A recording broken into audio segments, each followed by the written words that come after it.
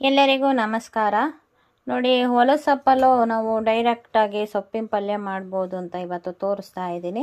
ಇದು ಎಲ್ಲ ಥರ ಸೊಪ್ಪು, ಮಿಕ್ಸ್ ಸೊಪ್ಪು ಬರುತ್ತಲ್ಲ ಮಸೊಪ್ಪಿಗೆ ಅಂತ ತಗೊಳ್ತೀವಲ್ಲ, ಆ ಥರ ಸೊಪ್ಪು. ಇದಿಷ್ಟನ್ನು ನಾನು ಸೋಸಿ ತೊಳೆದು ಹೆಚ್ಚಿ ಎಲ್ಲ ರೆಡಿ ಮಾಡ್ಕೊಂಡಿದ್ದೀನಿ. ನೋಡಿ, ಒಂದು ಅರ್ಧ ಇಂಚಿಗೆ ಹೆಚ್ಚಿ ರೆಡಿ ಮಾಡ್ಕೊಂಡಿದ್ದೀನಿ. ಈ ಸೊಪ್ಪಿನ ಡೈರೆಕ್ಟ್ ಪಲ್ಯಕ್ಕೆ ನೋಡಿ, ಕರಿಬೇವು, ಹಸಿರು ಮೆಣಸಿನ್ಕಾಯಿ ಒಂದು 4-5 ಹಿಂಗೆ ಹೆಚ್ಚಿಟ್ಕೊಂಡಿದ್ದೀನಿ. ಒಂದು ಅರ್ಧ ಹೋಳು ತೆಂಗಿನಕಾಯಿ, ಒಂದು ದೊಡ್ಡ 2 ಈರುಳ್ಳಿ ಹೆಚ್ಚಿಟ್ಕೊಂಡಿದ್ದೀನಿ. ಅದ್ರ ಜೊತೆಗೆ ನೋಡಿ, ಒಗ್ಗರಣೆಗೆ ಅಂತ ಸಾಸಿವೆ, ಜೀರಿಗೆ, ಕಡಲೆಬೇಳೆ, ಉದ್ದಿನಬೇಳೆ ಇದಿಷ್ಟನ್ನು ತಗೊಳ್ತಾ ಇದ್ದೀನಿ. ಆಮೇಲೆ ರುಚಿಗೆ ತಕ್ಕಷ್ಟು ಉಪ್ಪು. ಡೈರೆಕ್ಟ್ ಪಲ್ಯ ಮಾಡಲಿಕ್ಕೆ ಸಣ್ಣ ಉಪ್ಪು ತಗೋಬೇಕು, ಅದಕ್ಕೆ ಸಣ್ಣ ಉಪ್ಪು ತಗೊಂಡಿದ್ದೀನಿ. ಒಂದು ಸ್ವಲ್ಪ ಅರಿಶಿಣ ಮತ್ತು ಒಂದು ಸ್ವಲ್ಪ 1-1.5 ಚಮಚದಷ್ಟು ಕಡಲೆ ಹಿಟ್ಟು ತಗೊಂಡಿದ್ದೀನಿ, ಅಂದರೆ ಬೋಂಡ ಮಾಡೋ ಹಿಟ್ಟು. ಈಗ ನಾವು ಡೈರೆಕ್ಟ್ ಪಲ್ಯ ಮಾಡ್ಕೊಳ್ಳೋಣ. ಈ ಪಲ್ಯಕ್ಕೆ ನಾನು ಇವತ್ತು ವಿಶೇಷವಾಗಿ ಅವಲಕ್ಕಿ ರಾಗಿ ರೊಟ್ಟಿ ಮಾಡ್ತಾ ಇದ್ದೀನಿ. ಈ ಸೊಪ್ಪಿನ ಪಲ್ಯ ಫಸ್ಟು ಮಾಡಿಟ್ಕೊಂಡ್ಬಿಡೋಣ. ನೋಡಿ, ಗ್ಯಾಸ್ ಮೇಲೆ ಒಂದು ಮಣ್ಣಿನ ಪಾತ್ರೆ ಇಟ್ಬಿಟ್ಟು 1-2 ಚಮಚ ಎಣ್ಣೆ ಹಾಕಿದ್ದೀನಿ. ಈಗ ನೋಡಿ, ಕಡಲೆಬೇಳೆ, ಉದ್ದಿನಬೇಳೆ, ಸಾಸಿವೆ, ಜೀರಿಗೆ ಎಲ್ಲ ಹಾಕ್ತಾ ಇದ್ದೀನಿ. ನೋಡಿ, ಸಾಸಿವೆ ಜೀರಿಗೆ ಸಿಡಿದಿದೆ, ಕಡಲೆಬೇಳೆ ಕೂಡ ಒಂದು ಸ್ವಲ್ಪ ಕೆಂಪಗಾಗಿದೆ. ಈಗ ನಾನು ಈರುಳ್ಳಿ ಹಾಕ್ತಾ ಇದ್ದೀನಿ.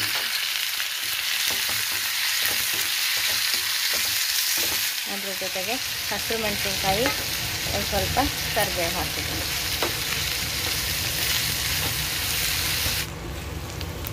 ನೋಡಿ, ಈರುಳ್ಳಿ ಗ್ಲಾಸಿ ಥರ ಆಗಿದೆ, ಅರ್ಧಂಬರ್ಧ ಬೆಂದಿದೆ.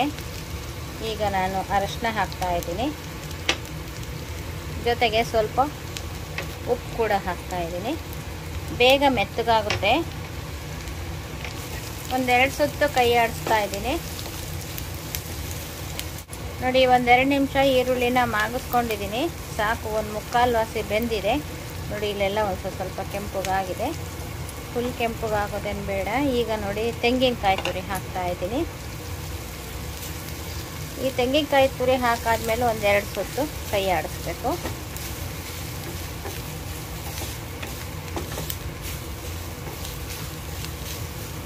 ನೋಡಿ, ಇವಾಗ ತೆಂಗಿನಕಾಯಿ ಒಂದು ಸ್ವಲ್ಪ ಪಟ ಸಿಡಿಯುತ್ತೆ. ಇದು ಒಂಥರ ಬೆಂದಂಗೆ ಆಗುತ್ತೆ 1-2 ಸುತ್ತು. ನೋಡಿ, ನೀರು ಕುದಿಯುತ್ತೆ. ನಾನು ಇದಕ್ಕೆ ಸೊಪ್ಪನ್ನು ತುಂಬ್ತಾ ಇದ್ದೀನಿ.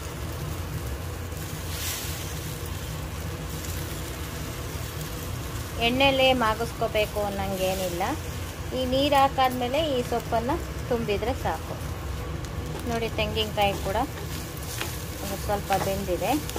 ನೋಡಿ, ಎಣ್ಣೆ ಅಂಶ ಎಲ್ಲ ಹೀರ್ಕೊಂಡು ಇದಾಗಿದೆ. ಈಗ ನಾನು 1 ಲೋಟದಷ್ಟು ನೀರು ಹಾಕ್ತಾ ಇದ್ದೀನಿ.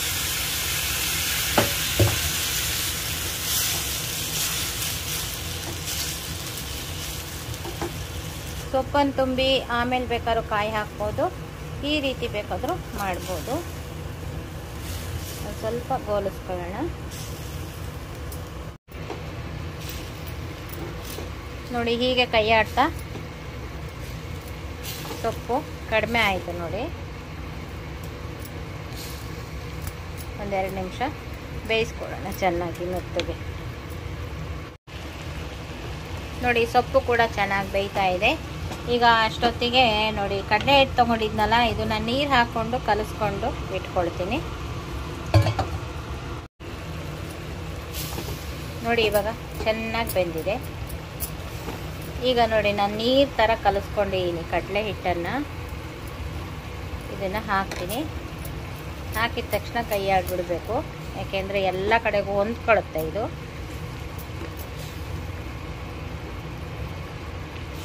ಈ ಥರ ಕಡಲೆ ಹಿಟ್ಟು ಬೇಕಾದರೂ ಹಾಕ್ಬೋದು. ನಿಮಗೆ ಅನುಕೂಲ ಇದ್ದರೆ ಆಲೂಗಡ್ಡೆ ಬೇಯಿಸಿ ಕಿವುಚಿ ಹಾಕ್ಬೋದು. ಇದು ಬೇಗ ಆಗುತ್ತೆ ಕಡಲೆ ಹಿಟ್ಟು ಹಾಕೋದ್ರಿಂದ.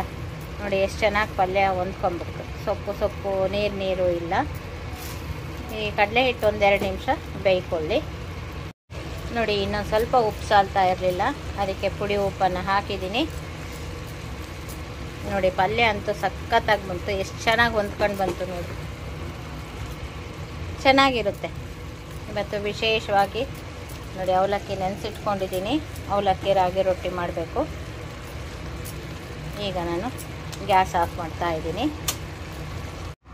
ನೋಡಿ ದಪ್ಪ ಅವಲಕ್ಕಿನ 1-1.5 ಗಂಟೆ ನೆನೆ ಹಾಕಬೇಕು ನೀರಲ್ಲಿ. ಆವಾಗ ಈ ಥರ ಮೆತ್ತಗೆ ನೆನೆಯುತ್ತೆ. ಆ ನಂತರ ಸೋರು ಹಾಕಿದ್ದೀನಿ.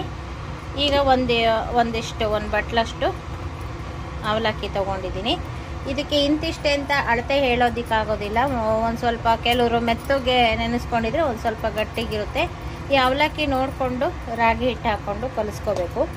ಜರಡಿ ಹಿಡಿದಿಟ್ಕೊಂಡಿರೋ ಅಂಥ ರಾಗಿ ಹಿಟ್ಟನ್ನು ಈ ಅವಲಕ್ಕಿಗೆ ಹಾಕ್ತಾ ಇದ್ದೀನಿ. ಇಷ್ಟೇ ಅಳತೆ ಅಂತೇನಿಲ್ಲ. ಕಲಿಸ್ಕೊಂಡು ನೋಡಿ ಅವಲಕ್ಕಿ ಚೆನ್ನಾಗಿ ಮಿದ್ಕೋಬೇಕು. ಅವಲಕ್ಕಿಗೆ ಈ ಹಿಟ್ಟನ್ನು ಕಲಸಿದ್ರೆ ಚೆನ್ನಾಗಿ ರೊಟ್ಟಿ ಹಿಟ್ಟಾದಂಗೆ ಆಗುತ್ತೆ. ಆ ಹದಕ್ಕೆ ಕಲಿಸ್ಕೋಬೇಕು. ಹಿಟ್ಟು ಸಾಲಿಲ್ಲ ಅಂದರೆ ಇನ್ನೊಂದು ಸ್ವಲ್ಪ ಹಿಟ್ಟು ಹಾಕ್ಕೋಬೇಕು. ಈಗ ನೀರೇನು ಹಾಕೋದು ಬೇಡ. ನೋಡಿ ಈ ಥರ ಚೆನ್ನಾಗಾಗುತ್ತೆ. ಇದನ್ನು ಕಲಿಸ್ಕೋಬೇಕು. ನೀರು ಹಾಕಿಲ್ಲ. ನೋಡಿ ನೆಂದಿರೋ ಅವಲಕ್ಕಿನಲ್ಲೇ ರಾಗಿ ಹಿಟ್ಟು ಹಾಕಿದ್ನಲ್ಲ, ಇದಿಷ್ಟಾಗಿದೆ. ಈಗ ಇನ್ನೂ ಒಂದು ಸ್ವಲ್ಪ ನೆಂದಿರೋ ಅವಲಕ್ಕಿ ಹಾಕ್ಕೋಬೇಕು.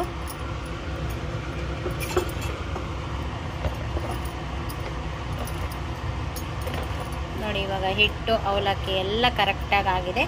ಇವಾಗ ಚೆನ್ನಾಗಿ ನಾದ್ಕೊಂಡು ಕಲಿಸ್ಕೊಳ್ಳೋಣ. ನೋಡಿ ಬರೀ ಅವಲಕ್ಕಿನಲ್ಲೇ ರಾಗಿ ಹಿಟ್ಟು ಹಾಕಿ ಕಲಿಸಿದ್ದೀನಿ. ಇದಕ್ಕೇನು ಹಾಕಿಲ್ಲ. ನೋಡಿ ಇಷ್ಟ ಇದಾಗಿದೆ, ಹದವಾಗಿದೆ. ಈಗ ನೆಕ್ಸ್ಟ್ ಏನೇನು ಹಾಕಬೇಕು ಅಂತ ಹೇಳ್ತೀನಿ. ನೋಡಿ ಅವಲಕ್ಕಿ ಹಾಕಿ ರಾಗಿ ಹಿಟ್ಟು ಕಲಸಿಟ್ಟಿದ್ದೀನಲ್ಲ, ಇದು ದಿಮ್ಮಗೆ ಕಲಸಿರ್ತೀವಿ. ಈಗ ನೋಡಿ ಸಬ್ಸಿಗೆ ಸೊಪ್ಪು ಒಂದು ಹಿಡಿ ಇದೆ, ಸೋಸ್ಕೊಂಡಿದ್ದೀನಿ. ಸಣ್ಣದಾಗಿ ಹೆಚ್ಕೋಬೇಕು ಇದನ್ನು. ನೋಡಿ ಸಬ್ಸಿಗೆ ಸೊಪ್ಪನ್ನು ಸಣ್ಣದಾಗಿ ಹೆಚ್ಕೊಂಡಿದ್ದೀನಿ. ಏನು ಅಂದರೆ ಇದರಲ್ಲಿ ನೀರು ಇರಬಾರ್ದು. ಸೊಪ್ಪನ್ನು ತೊಳೆದ್ಬಿಟ್ಟು ಸೋರು ಹಾಕ್ಕೊಂಡು ಆನಂತರ ಸಣ್ಣದಾಗಿ ಹೆಚ್ಚಬೇಕು. ಒಂದು ಸ್ವಲ್ಪ ಜೀರಿಗೆ ತಗೊಂಡಿದ್ದೀನಿ. ಒಂದೇ ಒಂದು ಸ್ವಲ್ಪ 1/4 ಚಮಚದಷ್ಟು ಅಜ್ವಾನ ತಗೊಂಡಿದ್ದೀನಿ. ಇದು ಅಂಗೈನಲ್ಲಿ ಉಜ್ಜಿ ಹಾಕ್ಕೊಂಡಿದ್ದೀನಿ. ಈಗ ನೋಡಿ ರುಚಿಗೆ ತಕ್ಕಷ್ಟು ಉಪ್ಪು ಹಾಕಬೇಕು. ನಾನು ಹಿಟ್ಟಿಗೂ ಉಪ್ಪು ಹಾಕಿರಲಿಲ್ಲ. ಈಗ ಉಪ್ಪು ಹಾಕಿ ಎಲ್ಲದನ್ನು ಸೇರಿಸಿ ನೋಡಿ ಇದನ್ನು ಕಲಿಸ್ಕೊಂಡ್ಬಿಡ್ತೀನಿ. ನೋಡಿ ನೀರಿನ ಅಂಶ ಇಲ್ಲ. ಇದು ಕೂಡ ಗಟ್ಟಿಗೆ ಇದೆ. ಈಗ ಈ ಸೊಪ್ಪಿಗೆ ಇದನ್ನು ಕಲಿಸ್ಕೋಬೇಕು. ಫಸ್ಟ್ ಅವಲಕ್ಕಿ ಹಾಕ್ದಾಗಲೇ ಸೊಪ್ಪು ಹಾಕಿ ಕಲಿಸ್ಕೊಂಡ್ರೆ ಅಷ್ಟು ಇದಾಗೋದಿಲ್ಲ, ನೀರು ಹೊಡ್ಕೊಂಡ್ಬಿಡುತ್ತೆ. ಅದಕ್ಕೆ ನೋಡಿ ಇವಾಗ ಕಲಿಸ್ತಾ ಇದ್ದೀನಿ. ಚೆನ್ನಾಗಿ ಎಲ್ಲ ಕಡೆಗೂ ಆ ಉಪ್ಪು ಈ ಸೊಪ್ಪು ಎಲ್ಲದು ಚೆನ್ನಾಗಾಗಂಗೆ ಹಿಂಗೆ ತೀಡಿ ಕಲಿಸ್ಕೋಬೇಕು. ನೋಡಿ ಸೊಪ್ಪು ಹಾಕಿ ಕಲಿಸಿದ್ರು ಕೂಡ ಗಟ್ಟಿಗೆ ಇದೆ. ಇದನ್ನೇ ನೀಟಾಗಿ ಕಲಿಸ್ತೀನಿ. ನೋಡಿ ಎಲ್ಲ ಚೆನ್ನಾಗಿ ನಾದಿದ್ದೀನಿ. ನೋಡಿ ಸೊಪ್ಪು ಹಾಕಿ ಇದು ಮಾಡಿದ್ರೂ ಕೂಡ ದಿಮ್ಮುಗೆ ಇದೆ ಹಿಟ್ಟು. ಈಗ ನೋಡಿ ಒಂದು ಸ್ವಲ್ಪ ಇದು ಮಾಡಿಕೊಂಡು ಉಳ್ಳಿ ಮಾಡಿಟ್ಕೊಂಡ್ಬಿಡ್ಬೇಕು. ಅಂದರೆ ರೊಟ್ಟಿ ಥರನೇ ಮಾಡೋದು. ಇದನ್ನು ಎಣ್ಣೆ ಹಾಕಿ ತೊಟ್ಟೋದು, ಎಣ್ಣೆ ಹಾಕಿ ಬೇಯಿಸೋದು ಏನಿಲ್ಲ. ಹಾಗೆ ನೀರು ಹಚ್ಚಿ ಬೇಯಿಸೋದು. ಅದನ್ನು ಯಾವ ರೀತಿ ಅಂತ ತೋರಿಸ್ತೀನಿ ನೋಡಿ. ಇವಾಗ ಒಂದೊಂದು ರೊಟ್ಟಿಗೆ ಇಷ್ಟಾದರೆ ಸಾಕು. ಇದೇ ಥರ ಎಲ್ಲದನ್ನು ಉಳ್ಳಿ ಮಾಡಿಟ್ಕೊಳ್ತೀನಿ. ಈಗ ನೋಡಿ ಉಳ್ಳಿ ಮಾಡಿಟ್ಕೊಂಡಿದ್ದೀನಿ. ಹಿಟ್ಟು ಹಾಕೊಂಡೆ ಲಟ್ಟಿಸ್ಕೋಬೇಕು. ನೋಡಿ ಹಿಟ್ಟು ಹಾಕೊಂಡು ಲಟ್ಟಿಸ್ಕೊಂಡ್ರೆ ಎಷ್ಟು ದೊಡ್ಡದಾಗಬೇಕಾದ್ರೂ ಲಟ್ಟಿಸ್ಕೋಬೋದು. ನೋಡಿ ಇಷ್ಟು ಲಟ್ಸಿದ್ದೀನಿ. ನೋಡಿ ಇನ್ನು ಇಷ್ಟಿದೆ.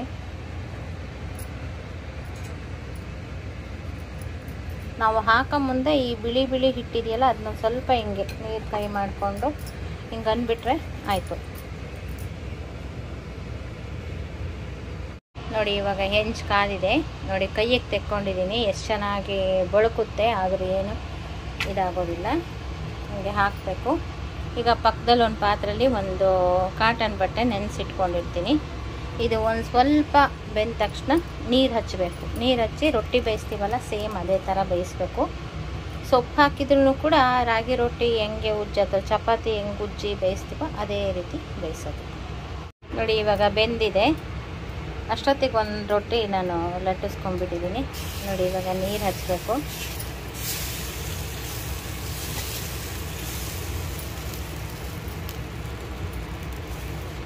ನೋಡಿ ಕೈಯಲ್ಲೇ ತೆಗೆದು ಹಾಕ್ತೀನಿ.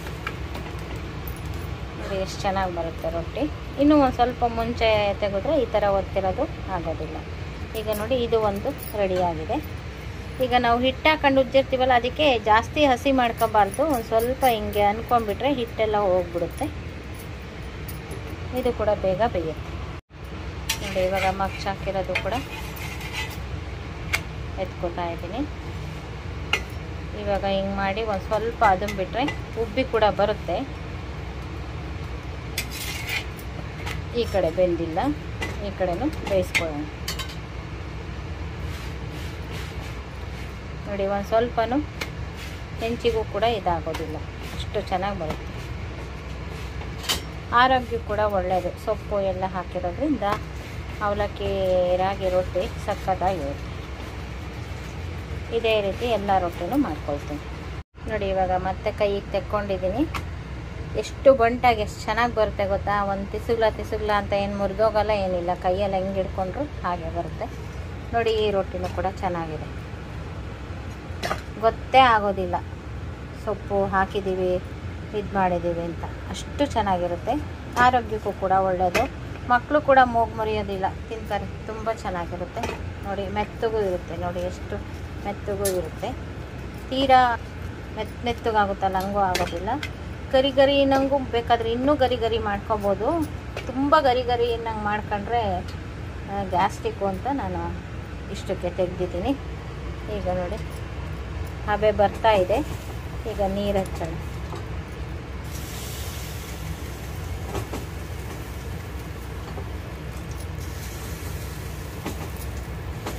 ನೋಡಿ ಇಷ್ಟು ಚೆನ್ನಾಗಿ ತಿರುಗುತ್ತೆ.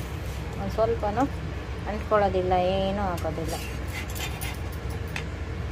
ಇಲ್ಲಿ ಜಾಸ್ತಿ ನೀರಿನ ಅಂಶ ಇದ್ದಾಗ ಮಗ್ಚ್ ಹಾಕಬಾರ್ದು. ಹಂಗೆ ಮಗ್ಚ್ ಹಾಕ್ಬಿಟ್ರೆ ಏನಾಗುತ್ತೆ ಅಂದರೆ ಹೆಂಚಿಗೆ ಅಂಟ್ಕೊಳ್ಳುತ್ತೆ. ಒಂದು ಸ್ವಲ್ಪ ಆರ್ವಾಸಿ ಆಗಬೇಕು, ಆವಾಗ ಚೆನ್ನಾಗಿ ನೋಡಿ. ಹಬೆ ಹೊರಟಿರುತ್ತಲ್ಲ, ಈಗ ಆರ್ವಾಸಿ ಆಗಿದೆ. ಈಗ ಮಗ್ಚ್ ಹಾಕ್ತೀನಿ ನೋಡಿ. ಈ ಸಲ ಒತ್ತಿಲ್ಲ, ಒಂದು ಸ್ವಲ್ಪ ಬೇಗ ಇದಾಗಿರೋದಕ್ಕೆ ಸಖತ್ತಾಗಿ ಬಂತು. ಮತ್ತೊಂದು ಹಾಕಿದ್ದೀನಿ. ಈಗ ನೋಡಿ ಸೊಪ್ಪಿನ ಡೈರೆಕ್ಟ್ ಪಲ್ಯಕ್ಕೆ ರಾಗಿ ರೊಟ್ಟಿ, ಅವಲಕ್ಕಿ ರಾಗಿ ರೊಟ್ಟಿ ತುಂಬ ಚೆನ್ನಾಗಿ ಬಂತು ನೋಡಿ. ಇದರ ಅನುಕೂಲ ಕೂಡ ಪಡ್ಕೊಳ್ತೀರಾ ಅಂತ ನಾನು ಈ ವಿಡಿಯೋ ಮಾಡಿ ತೋರಿಸಿದ್ದೀನಿ. ಈ ವಿಡಿಯೋ ನಿಮಗೂ ಇಷ್ಟ ಆಗಿದ್ದರೆ ಲೈಕ್ ಮಾಡಿ, ಶೇರ್ ಮಾಡಿ ಮತ್ತು ನಮ್ಮ ಚಾನಲ್ಗೆ ಇದುವರೆಗೂ ಸಬ್ಸ್ಕ್ರೈಬ್ ಆಗಿಲ್ಲ ಅಂದರೆ ಈ ಕ್ಷಣದಿಂದ ಸಬ್ಸ್ಕ್ರೈಬ್ ಆದರೆ ನಿಮ್ಮ ದಿನನಿತ್ಯದ ಅನುಕೂಲಕ್ಕೆ ಬರುವಂತಹ ವಿಡಿಯೋಗಳನ್ನೇ ನಾನು ಮಾಡ್ತಾ ಇರ್ತೀನಿ. ಥ್ಯಾಂಕ್ ಯು ಫಾರ್ ವಾಚಿಂಗ್ ನೋಡಿ. ಈಗ ಒಂದು ಸ್ವಲ್ಪ ಬೇಗ ತೆಗೆದ್ರೆ ನೋಡಿ ಈ ಥರ ಸೊಪ್ಪು ಕೂಡ ಕಾಣಿಸುತ್ತೆ. ಈ ಕಡೆನೂ ನೀರು ಹಚ್ಚಿ ಮಗ್ಚ್ ಹಾಕಿದ್ದೀನಿ ನೋಡಿ. ಈ ಥರ ಕೂಡ ಬೇಯಿಸ್ಕೋಬೋದು. ಇದು ಒಂದು ಸ್ವಲ್ಪ ವಯಸ್ಸಾದವರಿಗೆ, ಚಿಕ್ಕ ಮಕ್ಕಳಿಗೆ ಈ ಥರ ಮೆತ್ತಗೆ ಬೇಯಿಸ್ಕೊಡ್ಬೋದು ನೋಡಿ. ಚಪಾತಿ ತೆಗೆದು ಹಾಕ್ದಂಗೆ ಹಾಕ್ಬೋದು, ಅಷ್ಟು ಚೆನ್ನಾಗಿ ಬರುತ್ತೆ. ಇದು ನೋಡಿ ಸ್ಮೂತಾಗಿರುತ್ತೆ. ಸಣ್ಣ ಮಕ್ಕಳು ತಿನ್ನೋದಕ್ಕೂ ಅನುಕೂಲ ಆಗುತ್ತೆ. ವಯಸ್ಸಾದವರು ಕೂಡ ಈ ಥರ ಮಾಡಿಕೊಡ್ಬೇಕು, ಆವಾಗ ತುಂಬ ಚೆನ್ನಾಗಿ ತಿಂತಾರೆ. ಯಾಕೆಂದರೆ ಹಲ್ಲಿರೋದಿಲ್ಲಲ್ಲ ಅದಕ್ಕೆ.